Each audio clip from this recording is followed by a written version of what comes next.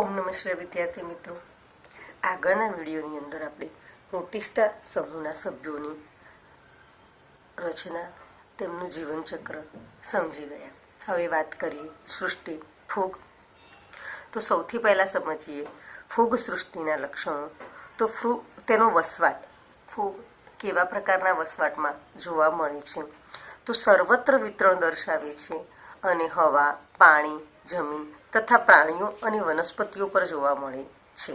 તે મુખ્યત્વે ભેજવાળી અને હૂંફાળી જગ્યાઓ પર વધારે વિકાસ પામે છે. આપણે જાણીએ છીએ કે ફૂગ જે છે તે પરોપજીવી પોષણ પદ્ધતિ ધરાવે, એટલે કે વિષમપોષી પ્રકારનો પોષણ પદ્ધતિ દર્શાવે છે. ફરીથી વિદ્યાર્થી મિત્રો, ફૂગ છે સર્વત્ર એટલે બધે જ જોવા મળે છે. હવા, પાણી, જમીન તથા પ્રાણીઓ અને વનસ્પતિઓ પર પણ તે જોવા મળે છે. જ્યાં ભેજવાળી અને હૂંફાળી જગ્યાઓ પ્રાપ્ત થાય તે દરેક જગ્યાએ ફૂગનો વસવાટ જોવા મળે છે. પોષણ પદ્ધતિ તો વિષમપોષી પોષણ પદ્ધતિ ધરાવે છે, એટલે કે બીજા પર આધાર રાખીને જીવે છે. ફૂગમાં આપણે પોષણ પદ્ધતિઓ જોઈએ તો 3 પ્રકારની પોષણ પદ્ધતિઓ જોવા મળશે: મૃતોપજીવી પ્રકારની, પરોપજીવી પ્રકારની અને સહજીવી પ્રકારની. એમ 3 પ્રકારની ફૂગ આપણને જોવા મળશે. તો પોષણને આધારે ફૂગને આપણે 3 પ્રકારમાં વિભાજિત કરીએ છીએ. પહેલી છે મૃતોપજીવી. તો મોટા ભાગની ફૂગ મૃતોપજીવી ઘટકોમાંથી દ્રાવ્ય કાર્બનિક દ્રવ્યો પ્રાપ્ત કરે છે. દાખલા તરીકે મશરૂમ, બિલાડી, જેને આપણે બિલાડીનો ટોપ કહીએ છીએ, એટલે કે મૃતોપજીવી મૃત વનસ્પતિઓ કે પ્રાણીઓ પર પોતાનો આધાર રાખે છે. સડતા ઝાડ વગેરે પડ્યા હોય તેની ઉપર જોવા મળે છે અને તેની અંદરથી દ્રાવ્ય જે કાર્બનિક ઘટકો હોય છે તે પ્રાપ્ત કરે છે. પછી વાત કરીએ પરોપજીવી પ્રકારની ફૂગ. તો પરોપજીવી જે ફૂગ છે તેની અંદર વનસ્પતિઓ અને જીવંત પ્રાણીઓ પણ પોષણ પ્રાપ્ત રાખે, તેને આપણે પરોપજીવી ફૂગ કહીએ છીએ. પિક્સિનિયા અને આલ્બિગ્યો તેના ઉદાહરણો છે. અને આ તે જીવંત વનસ્પતિઓ અને પ્રાણીઓ પર આધાર રાખીને પોષણ પ્રાપ્ત કરે છે. પછી વાત કરીએ સહજીવી. તો કેટલીક ફૂગ લીલ સાથે પરસ્પર લાભદાયી સહજીવન જીવે છે, જેને આપણે લાઇકેન્સ તરીકે ઓળખીએ છીએ, અને ઉચ્ચ કક્ષાની વનસ્પતિઓના મૂળતંત્ર સાથે પરસ્પર લાભદાયી સહજીવન કવકમૂળ તરીકે જોવા મળે છે. તો આની અંદર 2 પ્રકારની ફૂગ જોવા મળશે. એક આપણે લાઇકેન જે છે તે લાઇકેન, જેની અંદર લીલ અને ફૂગનું સંયુક્ત સુકાઈ પ્રાપ્ત થાય છે. લીલ જે છે તે વનસ્પતિ પર આધાર પ્રાપ્ત કરી શકતી, લીલ જે છે તે મૂળ ધરાવતી નથી, માટે તે ફૂગ ઉપર આધારિત હોય છે. અને ફૂગ જે છે તે જમીનમાંથી પોષક દ્રવ્યો પ્રાપ્ત કરી લીલને આપે છે. લીલ પ્રકાશ સંશ્લેષણ કરી ખોરાક બનાવી ફૂગને આપે છે. આમ સહજીવન જીવન ગુજારે છે અને તેને આપણે લાઇકેન તરીકે ઓળખીએ છીએ. જ્યારે કેટલીક ફૂગ જે હોય છે તે વનસ્પતિઓના મૂળતંત્ર સાથે કવકજાળ રચે છે અને વનસ્પતિઓને પોષક દ્રવ્યો જમીનમાંથી શોષી અને પોષક દ્રવ્યો સાથે નાઇટ્રોજન, આ ફૂગ જે હોય છે તે નાઇટ્રોજન નું સ્થાપન કરતી ફૂગ હોય છે અને તે વનસ્પતિઓને નાઇટ્રોજનને ક્ષાર સ્વરૂપમાં આપવાનું કાર્ય કરે છે અને સાથે સાથે વનસ્પતિઓ તેમને ખોરાક પ્રાપ્ત કરાવે છે. આમ સહજીવન જીવન જીવતી ફૂગ પણ જોવા મળે છે. કોષ દિવાલની વાત કરીએ તો ફૂગની કોષ દિવાલ હંમેશા કાઇટિન અને પોલિસેકેરાઇડથી સંગઠિત હોય છે, જેને આપણે ફંગલ સેલ્યુલોઝ તરીકે ઓળખીએ છીએ. તો ફૂગની કોષ દિવાલ ફંગલ સેલ્યુલોઝની, વનસ્પતિની કોષ દિવાલ જે આવે તે સેલ્યુલોઝની, જ્યારે આ ફંગસ સેલ્યુલોઝની બનેલી જોવા મળશે. શરીર રચના તો એક કોષી ઈષ્ટ સિવાય બધી જ ફૂગ શરીર લાંબા, પાતળા, સૂત્રના તાતણા જેવી રચના, કવકસૂત્રની જાળી, કવકજાળ સ્વરૂપે જોવા મળે છે. આપણે જોઈએ તો ફૂગને જ્યારે તમે જુઓ તો આમ કવકસૂત્રની એક જાળી જેવી રચના એકબીજા સાથે ગૂંચળાઈ અને જાળી જેવી રચના બનાવે છે. જેને લાંબા, પાતળા અને પાતળા આવા તાતણા જોવા મળે. હવે એક કોષીય ઈષ્ટ હોય છે એ જ માત્ર આની અંદર ઈષ્ટ જે છે તે એક કોષીય જોવા મળે. બાકી એ સિવાયની બધી જ જે હોય તે કવક તંતુની એક જાળી જેવી રચના બનાવે છે. આ કવક તંતુની જે જાળી હોય છે તેની અંદર ઘણી બહુકોષ કેન્દ્રીય દેખાય, કારણ કે ધારો કે આ એક કવક સૂત્રની વાત કરીએ તો આ એક કવક સૂત્રની અંદર ઘણા બધા કોષ કેન્દ્રો રહેલા હોય અને પડદા ક્યાંય આવેલા હોય નહીં, તો આપણને આ કવક સૂત્ર કેવું દેખાશે? બહુકોષ કેન્દ્રીય. પરંતુ કેટલીક ફૂગની અંદર આ કોષ કેન્દ્રની વચ્ચે પડદા આવ્યા હોય, આવા આડા પડદા આવ્યા હોય એટલે આપણને તે એક કોષીય એક કોષ કેન્દ્રીય જોવા મળે. તો કેટલીક ફૂગમાં કવકસૂત્ર બહુકોષ કેન્દ્રીય અને કોષરસ ભરેલી સળંગ નળાકાર પટ્ટી મેં પહેલા દોરી હતી એ સ્વરૂપે હોય છે, તેને બહુકોષ કેન્દ્રીય કવકસૂત્ર કહે છે. તો કેટલીક ફૂગમાં વચ્ચે આવા આડા પડદા આવી જાય છે અને આ પડદાને કારણે કે ત્રાસી દિવાલો ધરાવે તેને કારણે તેની અંદર બહુકોષ કેન્દ્રીય રચના જોવા મળતી નથી. સંચિત ખોરાક તરીકે ગ્લાયકોજન બિંદુ અને મેદ બિંદુ જોવા મળે છે. હવે વાત કરીએ પ્રજનનની. તો ફૂગની અંદર પ્રજનન વાનસ્પતિક, અલિંગી અને લિંગી એમ 3 પ્રકારે પ્રજનન જોવા મળે છે. વાનસ્પતિક પ્રજનન તો ભાજન, અવખંડન અને કલિકા સર્જન. આ ત્રણેય પદ્ધતિઓ આપણે જાણીએ છીએ. ભાજન એટલે એકમાંથી બે થવું, એક કવકસૂત્ર એટલે મીન્સ કે એક કોષ હોય તેનું દ્વિભાજન થઈ બે થવું. અવખંડન તો અવખંડનની અંદર તેના શરીરના ટુકડા થઈ જવા અને દરેક ટુકડામાંથી એક નવો સજીવ પ્રાપ્ત થવો. કલિકા સર્જનની વાત કરીએ તો અહીંયા એક કલિકા સ્વરૂપે એક કલિકા સ્વરૂપે થોડોક ભાગ ઉત્પન્ન થશે ને શરીરથી જુદો પડી તેમાંથી નવા સજીવનું સર્જન એટલે કે નવી કવકજાળનું સર્જન થવું, તેને આપણે કલિકા સર્જન તરીકે ઓળખીએ છીએ. અલિંગી પ્રજનન કણી બીજાણુઓ કે ચલ બીજાણુઓ દ્વારા. કણી બીજાણુ એ એવડી જાતે ચલિત હોતા નથી, જ્યારે ચલ બીજાણુઓ તે તરી શકે છે અથવા એક જગ્યાએથી બીજી જગ્યાએ જઈ શકે તેવા જોવા મળે છે. તેવા બીજાણુઓ દ્વારા અલિંગી પ્રજનન જોવા મળે છે. લિંગી પ્રજનન ફળકાય રચનામાં ઉત્પન્ન કરતા અંડ બીજાણુઓ, ધાની બીજાણુઓ અને પ્રકણીય બીજાણુઓ જેવા વિવિધ પ્રકારના બીજાણુઓ જોવા મળે છે. આમ ફૂગની અંદર 3 પ્રકારનું પ્રજનન જોવા મળે છે. હવે જે લિંગી પ્રજનન છે તે અહીં આગળ જીવરસ યુગ્મન, કોષ કેન્દ્ર યુગ્મન કે અર્ધીકરણ વાળું જોવા મળશે. તો જીવરસ સંયુગ્મનમાં 2 અચલિત કે ચલિત જન્યુઓના જીવરસનું જોડાણ થવાની ક્રિયા થશે. કોષ કેન્દ્ર યુગ્મનમાં જન્યુઓના 2 કોષ કેન્દ્રોની જોડાવાની ક્રિયા અને પછી ફલિતાંડમાં અર્ધીકરણ થઈ એકકીય બીજાણુ ઉત્પન્ન થાય. આ વસ્તુ હું તમને થોડીક વ્યવસ્થિત રીતે સમજાવું.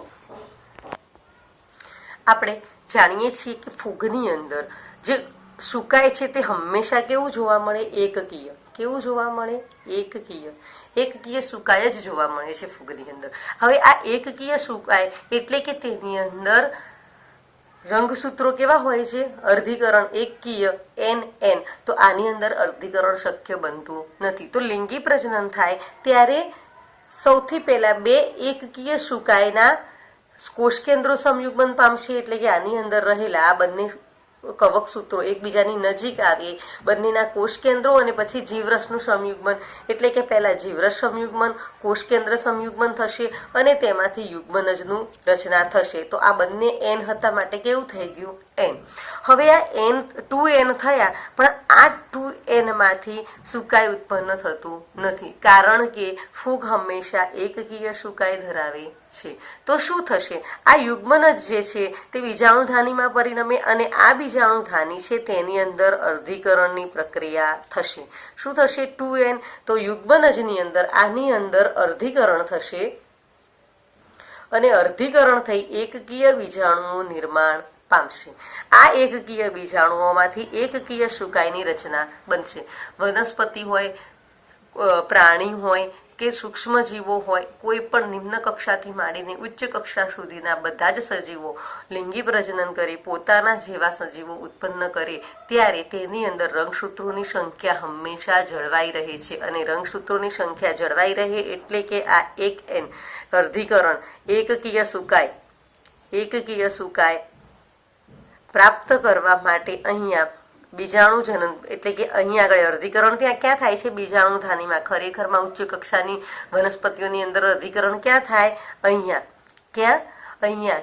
કઈ જગ્યાએ? તો લિંગી પ્રજનન કોષોની અંદર. પણ અહીં આગળ આ અર્ધીકરણ બીજાણુ ધાનીની અંદર જોવા મળે છે. ફરીથી 2 એકકીય રંગસૂત્ર ધરાવતા શુકાય જે એકબીજાની નજીક આવશે, કોષકેન્દ્ર સંયુગ્મન અને કોષરસ સંયુગ્મન થશે અને તેના દ્વારા યુગ્મનજનું નિર્માણ થશે. યુગ્મનજ બીજાણુધાનીમાં પરિણમશે અને આ બીજાણુધાનીમાં અર્ધીકરણ થઈ એકકીય બીજાણુનું નિર્માણ પામશે. આ એકકીય બીજાણુઓ એકકીય શુકાય એટલે કે આ પ્રકારના શુકાયો પ્રાપ્ત થશે. તો ફૂગની અંદર આ પ્રકારનું લિંગી પ્રજનન જોવા મળે છે. તો મેં તમને લિંગી પ્રજનનની ક્રિયાવિધિ સમજાવી દીધી છે કે ફૂગમાં હરેક પ્રકારના બે એકકીય કવકસૂત્રો એકબીજાની નજીક આવી સમાગમ કરી જોડાય.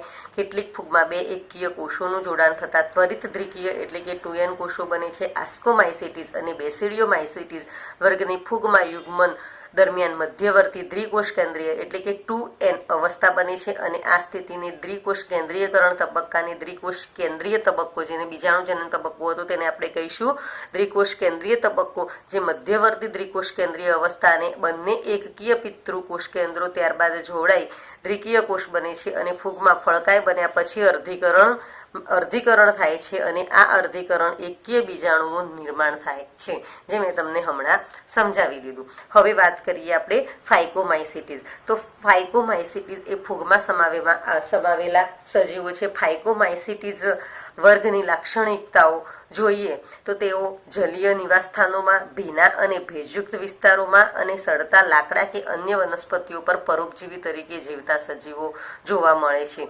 પોષણ પદ્ધતિ મૃતોપજીવી અથવા પરોપજીવી બેમાંથી કોઈ પણ હોઈ શકે. કવકજાળની વાત કરીએ તો કવકજાળની રચના કરતા કવક તંતુઓ પડદાવિહીન અને બહુકોષ કેન્દ્રીય જોવા મળે છે. પડદાવિહીન અને બહુકોષ કેન્દ્રીય એટલે કે આ એક જ કવકસૂત્ર હોય એની અંદર આ રીતે ઘણા બધા કોષ કેન્દ્રો જોવા મળે, વચ્ચે આડા પડદા જોવા મળતા નથી. અલિંગી પ્રજનન માટે જવાબદાર ચલ બીજાણુ કે અચલ બીજાણુ બીજાણુધાનીમાં અંતર્જાત રીતે એટલે કે કવકસૂત્રમાં આ રીતે બીજાણુધાનીઓ ઉત્પન્ન થશે અને અંતર્જાત રીતે ઉત્પન્ન થાય છે. લિંગી પ્રજનન બાહ્યાકાર રીતે સરખા જન્યુઓ, સમજન્યુઓ કે બાહ્યાકાર રીતે સરખા ન હોય તેવા જન્યુઓના જોડાણથી યુગ્મ બીજાણુઓ ઉત્પન્ન કરી લિંગી પ્રજનન કરે છે. અહીંયા ઉદાહરણમાં આવશે મ્યુકર, રાઇઝોફસ, આલ્બ્યુગો, જે રાઈ પર થતો પરોપજીવી ફૂગ છે. રાઇઝોપસ જે છે તે બ્રેડ મોલ્ડ તરીકે આપણે ઓળખીએ છીએ. અહીંયા એક શબ્દ સમજાવવાનો કે બાહ્યાકાર રીતે સરખા જન્યુઓ, સમજન્યુઓ કે બાહ્યાકાર રીતે સરખા ન હોય તેવા જન્યુઓ વિષમજન્યુઓ. તો વિદ્યાર્થી મિત્રો, જ્યારે સજીવોની અંદર નર અને માદા જન્યુઓની અંદર હંમેશા દેખાવની અંદર થોડોક ફેરફાર જોવા જ મળે છે, પરંતુ આ ફેરફાર જો બાહ્યાકાર રીતે ના જોવા મળે તો તેને આપણે સમજન્યુ એટલે કે નરજન્યુ અને માદા જન્યુઓ એક જ સરખા દેખાય, જેમનો આકાર, રચના બધી જ રીતે એક જ સરખા, ભલે આ નર છે આ માદા છે એટલે કે અંદરથી તેમની પ્રકૃતિ અલગ છે, આ અંડકોષ તરીકે વર્તશે અને આ શુક્રકોષ તરીકે વર્તશે, પરંતુ બંને બહારથી એક જ સરખા જોવા મળે તો તેમને સમજન્યુઓ કહીશું. પરંતુ જ્યારે આની અંદર ફેરફાર જોવા મળે, જેમ કે નરજન્યુ છે કશા ધરાવે છે, જ્યારે માદા જન્યુ પ્રમાણમાં મોટો છે, તો આ શું થયું, બાહ્યાકાર રીતે સરખા નથી, તો આને આપણે વિષમજન્યુઓ તરીકે ઓળખીએ છીએ. તો બહારથી એક સરખા દેખાતા હોય તેવા જન્યુઓને સમજન્યુઓ, જ્યારે બહારથી એક સરખા ન દેખાતા હોય તેવા જન્યુઓને આપણે વિષમજન્યુઓ કહીશું. અહીંયા આગળ આ ફાઇકોમાઇસિટીસ વર્ગની અંદર સમજન્યુઓ અથવા વિષમજન્યુઓના જોડાણથી ઉત્પન્ન થતી યુગ્મ બીજાણુઓ ઉત્પન્ન કરે છે. હવે વાત કરીએ આસ્કોમાઇસિટીસ વર્ગ.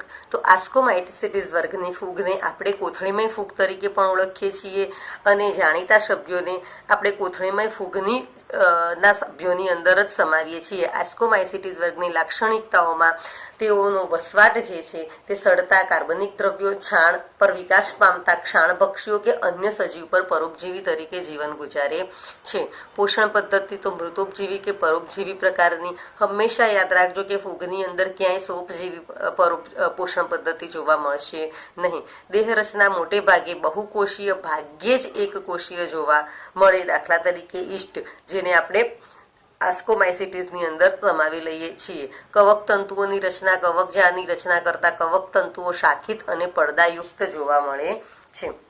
હવે પ્રજનનની વાત કરીએ તો અલિંગી પ્રજનન વિશિષ્ટ પ્રકારના વિશિષ્ટ કવકજાળ કણી બીજાણુ ધાની પર બહિર્જાત રીતે અલિંગી પ્રજનન માટે કણી બીજાણુઓ ઉત્પન્ન થાય છે અને કણી બીજાણુના અંકુરણથી નવી કવકજાળ સર્જાય છે. તો વિશિષ્ટ કવકજાળ જ્યાં પૂર્ણ થાય તે આવી બીજાણુ ધાની સર્જાય છે અને અહીં આગળ આ બીજાણુ ધાનીની અંદર જે બીજાણુઓ ઉત્પન્ન થાય છે તેને આપણે કણી બીજાણુઓ કહીએ છીએ અને આ કણી બીજાણુઓના અંકુરણથી નવી કવકજાળ પ્રાપ્ત થાય છે. લિંગી પ્રજનનની વાત કરીએ તો કોથળી જેવી ધાનીઓમાં અંતર્જાત રીતે લિંગી બીજાણુઓ તરીકે ધાની બીજાણુઓ ઉત્પન્ન કરે છે. લિંગી બીજાણુઓ ઉત્પન્ન કરતી કોથળી જેવી ધાનીઓ વિશિષ્ટ પ્રકારના ફળકાયમાં ગોઠવાયેલી હોય છે. તેને ફળધાની કાય તરીકે આપણે ઓળખીએ છીએ. ન્યુરોસ્પોરા જે જૈવ રસાયણ અને જનીન ક્રિયાવિધિમાં ઉપયોગી છે.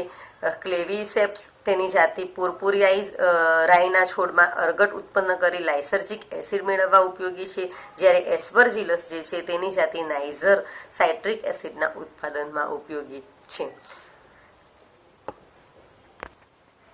વિદ્યાર્થી મિત્રો, આ જે આસ્કોમાઇસિટીસ વર્ગની ફૂગ છે તેની અંદર લિંગી પ્રજનન કોથળી જેવી ધાનીઓની અંદર ફળકાયમાં ઉત્પન્ન થાય છે. એટલે કે કોથળી જેવી ધાનીઓ જોવા મળે છે અને એ ફળકાયની અંદર નર અને માદા જન્યુઓ ઉત્પન્ન થાય છે અથવા તો બીજાણુઓ ઉત્પન્ન થાય છે અને આ જેની અંદર જે કોથળી જેવી વિશિષ્ટ ફળકાય જોવા મળે તેને આપણે ફળધાની કાય તરીકે ઓળખીએ છીએ અને માટે જ આ ફૂગને આપણે કોથળીમય ફૂગ તરીકે ઓળખીએ છીએ. હવે વાત કરીએ બેસિડિયોમાઇસિટીસ. તો બેસિડિયોમાઇસિટીસ વર્ગના સભ્યો ગુચ્છી ફૂગ અથવા બ્રેકેટ ફૂગ અથવા પફબોલ્સ તરીકે જાણીતા છે. બેસિડિયોમાઇસિટીસ વર્ગના લક્ષણોની અંદર જમીનમાં લાકડાના ગોળવા પર, વૃક્ષના થડ પર કે વનસ્પતિના દેહની અંદર પરોપજીવી તરીકે જોવા મળે છે. અત્યારે ચોમાસાની ઋતુમાં જો કોઈ વૃક્ષની જમીન પર પડી ગયેલું હોય તો તેની ઉપર તમને આ પ્રકારની ફૂગ જોવા મળશે. પોષણ પદ્ધતિ મૃતોપજીવી કે પરોપજીવી જોવા મળે છે. કવકતંતુ કવકજાળની રચના કરતા કવકતંતુ શાખિત અને પડદાયુક્ત જોવા મળે છે. અલિંગી પ્રજનન સામાન્ય રીતે જોવા મળતું નથી અને જે વાનસ્પતિક પ્રજનન છે તે અવખંડન દ્વારા, એટલે કે આ જે ફૂગ છે પોતાના શરીરના ટુકડા કરી દે, દરેક ટુકડામાંથી નવો સજીવ ઉત્પન્ન થાય એવી રીતે અવખંડન દ્વારા પ્રજનન જોવા મળે છે. લિંગી પ્રજનનની વાત કરીએ તો લિંગી અંગોની ગેરહાજરી હોવા છતાં બે અલગ અલગ પ્રકારના વિભેદો કોઈ જનીન પ્રકારો ધરાવતા બે વાનસ્પતિક કે દૈહિક કોષોના જીવરસનું યુગ્મન થાય છે. અહીં આગળ લિંગી અંગો જોવા મળતા નથી, પરંતુ આની અંદર રહેલા બે વાનસ્પતિક એટલે કે બે એક જ જેવા કોષો જોડાય અથવા તો દૈહિક કોષો તેના શરીરના દૈહિક કોષોના જીવરસનું યુગ્મન થાય છે. તેને પરિણામે દ્વિકોષ કેન્દ્રીય રચના બને છે અને આ દ્વિકોષ કેન્દ્રીય જે રચના છે અંતે પ્રકણી બીજાણુધાનીમાં વિકાસ પામે છે.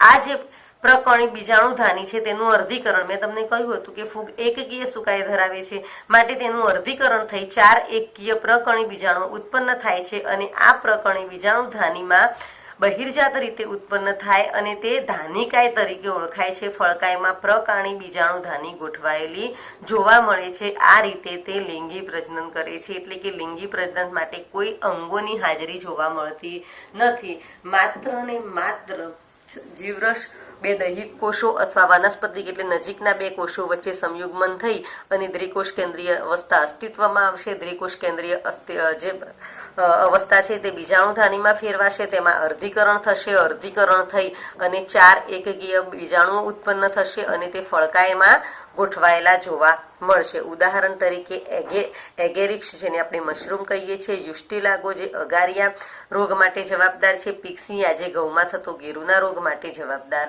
જોવા મળે છે. હવે વાત કરીએ આપણે ડ્યુટેરોમાઇસિટીસ વર્ગ. તો ડ્યુટેરોમાઇસિટીસ જે વર્ગ છે તેની અંદર આવતી ફૂગ અપૂર્ણ ફૂગ તરીકે જાણીતી છે. આ ફૂગનું વર્ણન આપણી પાસે પૂર્ણ નથી, તેને આપણે અપૂર્ણ ફૂગ તરીકે જાણીતો ફૂગ સૃષ્ટિ વર્ગ ડ્યુટેરોમાઇસિટીસ ના સભ્યો માત્ર અલિંગી અને વાનસ્પતિક તબક્કાઓ જ ઓળખાયા છે, કારણ કે તેના લિંગી પ્રજનન વિશે આપણને કોઈ જ માહિતી પ્રાપ્ત થયેલી નથી. વસવાટ તો કાર્બનિક દ્રવ્યો પર કે સજીવ દેહ પર પરોપજીવી તરીકે, મૃતોપજીવી કે પરોપજીવી તરીકે જોવે છે. કવક જાળની રચના કરતા કવકસૂત્ર જે છે તે પડદાયુક્ત અને શાખિત જોવા મળે છે. અલિંગી પ્રજનન કણી બીજાણુ તરીકે ઓળખાતા અલિંગી બીજાણુઓ વડે થાય છે, જ્યારે લિંગી પ્રજનનને આપણે શોધી શક્યા નથી. તો વર્ગીકરણમાં આ ફૂગના વર્ગીકરણમાં જે સમસ્યા છે તે એ સમસ્યા છે કે સંશોધિત ફૂગના સભ્યોની અલિંગી અને વાનસ્પતિક અવસ્થાઓને કારણે આપણે તેમની સૌથી પહેલા ડ્યુટેરોમાઇસેટિસ વર્ગમાં વર્ગીકૃત કરવામાં આવતા હતા. જ્યારે આ સભ્યોની ચોક્કસ લિંગી અવસ્થાઓ શોધાશે ત્યારે ઘણી વખત તેમને આસ્કોમાઇસિટીસ અથવા બેસિડિયોમાઇસિટીસ વર્ગમાં પણ મૂકી શકીએ, પરંતુ હાલની કક્ષાએ તેને આસ્કોમાઇસિટીસ એવા વર્ગની અંદર મૂકવામાં આવ્યા છે. ઓલ્ટરનેરિયા, કોલિટ્રોટ્રિયમ અને ટ્રાઇકોડમ તેના ઉદાહરણો છે. હવે આપણે ફૂગ સૃષ્ટિ છે તેની પોષણ પદ્ધતિ અને પ્રજનન પદ્ધતિનો જે તુલનાત્મક અહેવાલ છે તે આપણે સમજીએ.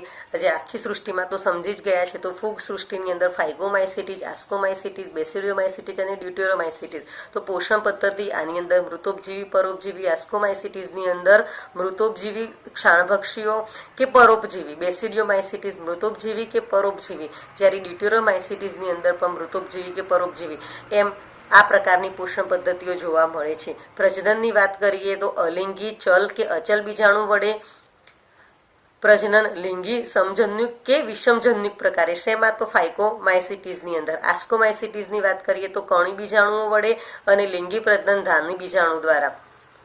બેસિડિયોમાઇસિટીસની અંદર અલિંગી પ્રજનન જોવા મળતું નથી. અવખંડન વડે વાનસ્પતિક પ્રજનન જોવા મળે છે, જ્યારે લિંગી પ્રજનન પ્રકણી બીજાણુ વડે થતું જોવા મળે છે. ડ્યુટેરોમાઇસિટીસ જે છે એની અંદર કણી બીજાણુ વડે અલિંગી પ્રજનન જોવા મળશે, જ્યારે લિંગી પ્રજનનનો અભાવ નોંધાયેલો છે. હવે હું તમને ફૂગનું આર્થિક મહત્વ સમજાવી દઉં. તો ફૂગ જે છે, ફૂગ સૃષ્ટિનું આર્થિક મહત્વ જોઈએ તો એક કોષી ફૂગ ઈસ્ટ એટલે કે બ્રેડ બનાવવા અને જવનો દારૂ બનાવવા માટે ઉપયોગી છે. કેટલીક ફૂગ પ્રતિજૈવિક દ્રવ્યોના સ્ત્રોત છે. ઉદાહરણ તરીકે પેનિસિલિયમ ફૂગ પેનિસિલિયમ દ્રવનું ઉત્પાદન કરે છે. કેટલીક મશરૂમ ખાદ્ય સ્ત્રોત તરીકે પણ ઉપયોગી છે. તો મશરૂમને આપણે ખોરાક તરીકે ઉપયોગમાં લઈએ છીએ. કવક મૂળ સ્વરૂપ, અત્યારે તો મશરૂમની ખેતી થતી પણ જોવા મળે છે. કવક મૂળ સ્વરૂપે ઉચ્ચ વનસ્પતિઓના મૂળ સાથે ફૂગ સહજીવન ગુજારે છે. તેમાં પાણી અને ખનિજ શોષણ ક્ષમતાનો વધારો કરે છે. એટલે કે પાણી અને ખનિજનું શોષણ ક્ષમતાનો વનસ્પતિ દ્વારા વધારે પ્રમાણમાં શોષી શકે તેનો તે વધારો કરે છે. આસ્કોમાઇસિટીસ વર્ગના ઘણા સભ્યો કાળો રંગ અને પીળો રંગ ધરાવે છે, જે ખાવા લાયક અને નાજુક ભાગ જોવા મળે છે. મોટા ભાગની ફૂગ મૃતોપજીવી તરીકે વિઘટકો તરીકે વર્તે છે અને ખનિજોના ચક્રીયકરણમાં મદદ કરે છે. મૃતોપજીવી અને વિઘટકો હોય એટલે કે વાતાવરણની અંદર રહેલા જે સજીવો છે, જેમની ગંદકી છે તેનું વિઘટન કરી નાખે છે, પાચન કરી જાય છે અને ખનિજોના ચક્રીયકરણમાં મદદરૂપ બને છે. જૈવ રાસાયણિક અને જનીન ક્રિયાવિધિમાં ન્યુરોસ્પોરા ખૂબ જ ઉપયોગી જોવા મળે છે. કેટલીક ફૂગ પરોપજીવી તરીકે વનસ્પતિ, પ્રાણી અને મનુષ્યમાં રોગો ઉત્પન્ન કરે છે, જેમાં આલ્બ્યુગો રાઈ પર થતી પરોપજીવી ફૂગ છે. યુસ્ટિલાગો અગારિયા રોગ માટે જવાબદાર ફૂગ છે. પિક્સિનિયા ગેરુ રોગ માટે જવાબદાર ફૂગ છે અને એપિડર્મોફાઇટોન દાદર રોગ માટે જવાબદાર ફૂગ છે. હવે આપણને જો એક પ્રશ્ન પૂછવામાં આવે કે વિટેકરે વર્ગીકરણ પદ્ધતિમાં ફૂગને પ્રોટિસ્ટા સૃષ્ટિથી અલગ સૃષ્ટિ તરીકે સ્થાન કેમ આપ્યું, તો તેનું કારણ છે પ્રોટિસ્ટા સજીવો એકકોષીય અને સુકોષ કેન્દ્રીય છે, જ્યારે ઈસ્ટ સિવાય તમામ ફૂગના દેહ બહુકોષીય અને સુકોષ કેન્દ્રીય છે. પ્રોટિસ્ટા સજીવો પ્રાથમિક રીતે જલજ છે, જ્યારે ફૂગ હવા, પાણી, જમીન તથા અન્ય સજીવો પર પણ વસવાટ કરે છે. કેટલાક પ્રોટિસ્ટા સજીવો પ્રકાશ સંશ્લેષી શ્વોપજીવી છે, જ્યારે બધી જ ફૂગ કેવી છે? વિષમપોષી જોવા મળે છે. પ્રોટિસ્ટા સજીવોમાં અલિંગી પ્રજનન મુખ્ય છે, જ્યારે ડ્યુટેરોમાઇસિટીસ વર્ગના સભ્યો સિવાય તમામ ફૂગમાં અલિંગી અને લિંગી પ્રજનન જોવા મળે છે. તો પ્રજનન પણ અલગ અલગ પ્રકારનું જોવા મળે છે. ફૂગમાં ફંગલ સેલ્યુલોઝની દિવાલ જોવા મળે છે, જે કાઇટિન અને પોલિસેકેરાઇડથી સંગઠિતની બનેલી કોષ દિવાલ છે. જ્યારે વનસ્પતિઓની દિવાલ વાત કરીએ, જ્યારે આગળની પ્રોટિસ્ટાની વાત કરીએ તો તેની અંદર દિવાલ જે છે તે સેલ્યુલોઝની બનેલી જોવા મળે છે. તો વિદ્યાર્થી મિત્રો, અહીં આપણે ફૂગ સૃષ્ટિનું જે વર્ણન છે તે પૂર્ણ થાય છે અને શા માટે ફૂગને પ્રોટિસ્ટાથી અલગ કરવામાં આવી છે તેના વિશેની સમજ પણ આપણે કેળવી લીધી છે. હવે વનસ્પતિ સૃષ્ટિ, પ્રાણી સૃષ્ટિ, વાયરસ, વિરોઇડ્સ વગેરે વિશેનો અભ્યાસ પછીના લેક્ચરમાં. ઓમ નમઃ શિવાય.